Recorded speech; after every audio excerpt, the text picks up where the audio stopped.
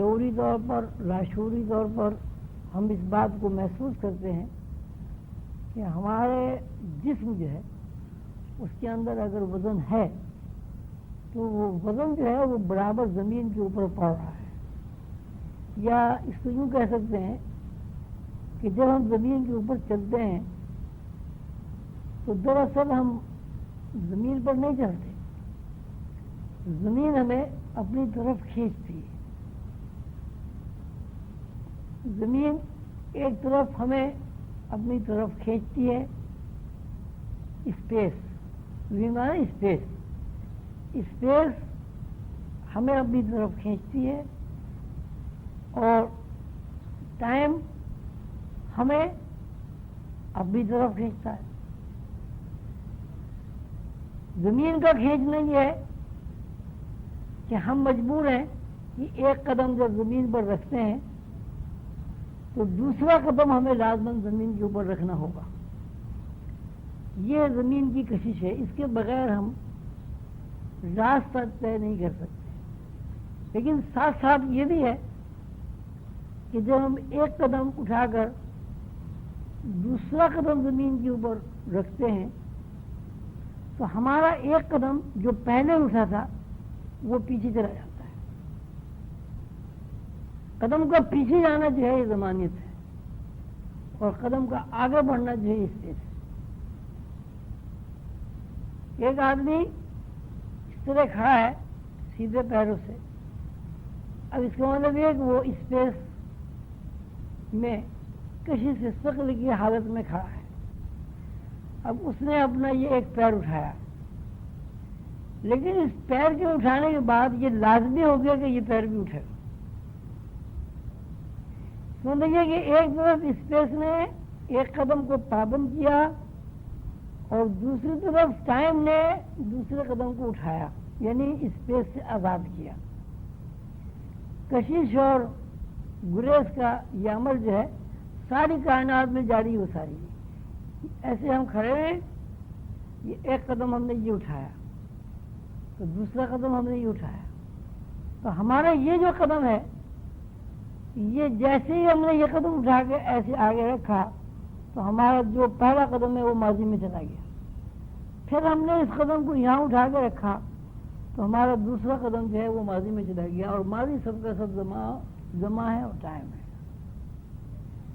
یہ کشش اور گریز کا جو فارمولہ ہے وہ اس طرح ہے کہ ہر انسان ہی نہیں، کائنات کی ہر شے ایک طرف سے گریز میں ہے، یعنی کسی نقطے سے وہ دور ہو رہی، اور دوسری طرف یہ ہے کہ وہی شے جو دور ہو رہی ہے کسی نقطے سے قریب ہو رہی ہے، یا ایک نقطہ اس کو اپنے سے دور کر رہا ہے اور دوسرا نقطہ اسے اپنے اندر کھینچ رہا ہے۔ جو نقطہ اپنے اندر کھینچ رہا ہے وہ زمین ہے، اسپیس ہے، کشش سے ثقل ہے، اور جو نقطہ اسے ایک مرکزیت سے دور کر رہا ہے وہ گریز ہے۔ تو یہ گریز اور کشش کا جو قانون ہے اس کا نام زمانیت اور مکانیت ہے۔ اب اس کو آپ یہ کہیں گے کہ اگر ہم یہاں سے 20 قدم ہم نے اٹھائے، مراقبہ حال کے دروازے تک جانے میں ہم نے 20 قدم اٹھائے، تو 20 قدم جہاں جہاں پڑے وہ سب کشش و ثقل ہے، یہ اسپیس ہے۔ لیکن 20 قدم اٹھانے میں ایک قدم اٹھا کے دوسرا قدم جو ہم نے فاصلہ طے کیا وہ سب کا سب زمانیت ہے۔ اب اس کو آپ یہ بھی کہہ سکتے ہیں کہ ہم نے 20 قدم اٹھائے، اور 20 قدم جب ہم نے اٹھائے تو ظاہر ہے اس میں خلا، ہر قدم کے ساتھ خلا زیر بحث آ گیا ہے۔ ایک قدم ہم نے یہاں رکھا، دوسرا پھر خلا میں آیا، پھر تیسرا خلا میں آیا، پھر چوتھا خلا میں آیا۔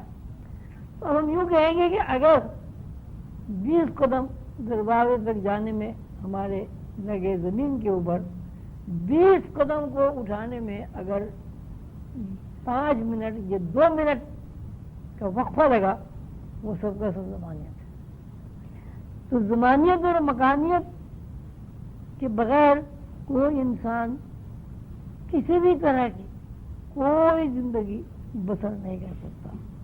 انسانی اس میں نہیں ہے، اس میں فرشتے بھی ہیں، اس میں انسان بھی ہیں، اس میں حیوانات بھی ہیں، اس میں درخت بھی ہیں.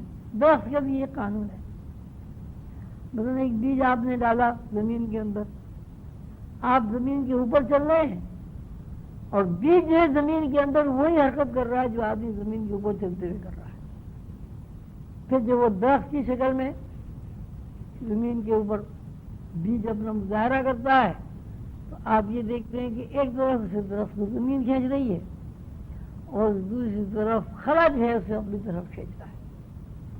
تو اس میں درخت میں بھی کشش اور گریز کا قانون جو ہے وہ جاری و ساری ہے. قلم شعور جس کو اردو کے اندر بابا نے نام دیا ہے، یعنی لاشعور. لاشعور اور شعور دونوں جب تک متوازی حرکت نہ کریں تو کائنات میں کسی بھی قسم کی حرکت واقع نہیں ہو سکتی. دو حرکتوں میں انسان سفر کرتا ہے. ایک حرکت میں وہ اپنے آپ کو پابند محسوس کرتا ہے، مقید محسوس کرتا ہے، کشش میں جگڑا ہوا محسوس کرتا ہے.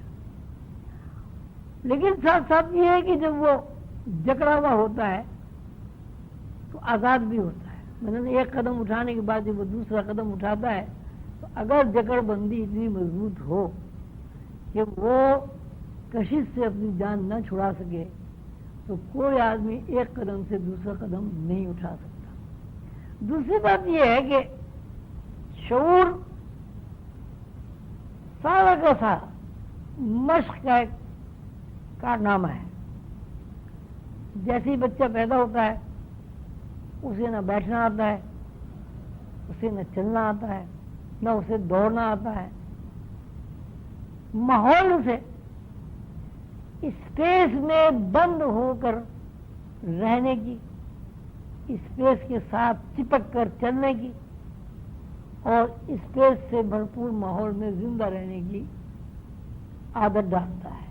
یا یوں کہیے کہ بچے کو پیدا ہونے کے بعد ایک مشق کرائی جاتی ہے، جو مشق والدین کراتے ہیں اور ماحول کراتے ہیں، کہ اسے یہ بتایا جاتا ہے کہ وہ کشش سے ثقل میں اب بند ہو گیا ہے.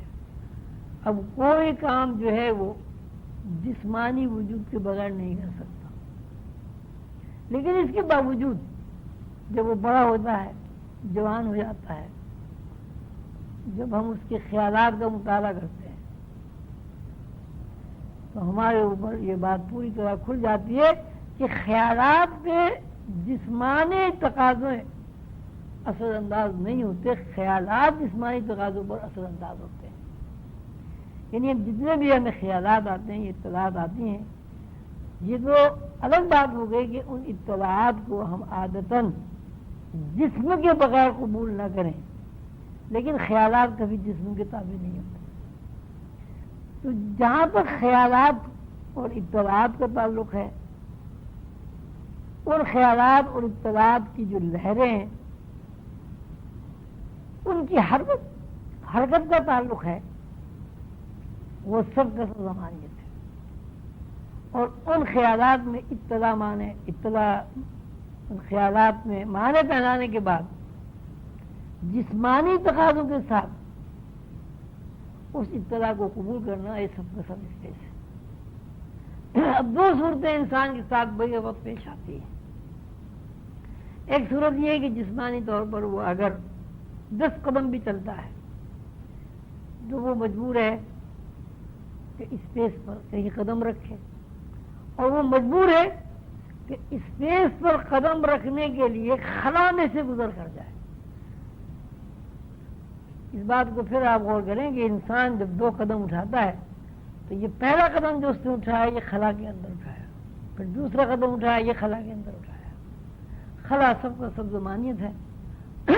اور کسی چیز کو ٹھوس محسوس کرنا اور اپنے آپ کو پابند محسوس کرنا، جیسے آدمی کوئی زمین پر پیر رکھتا ہے تو آدمی اس زمین کا پابند خود کو محسوس کرتا ہے. یہ سب کا سب اسپیس ہے.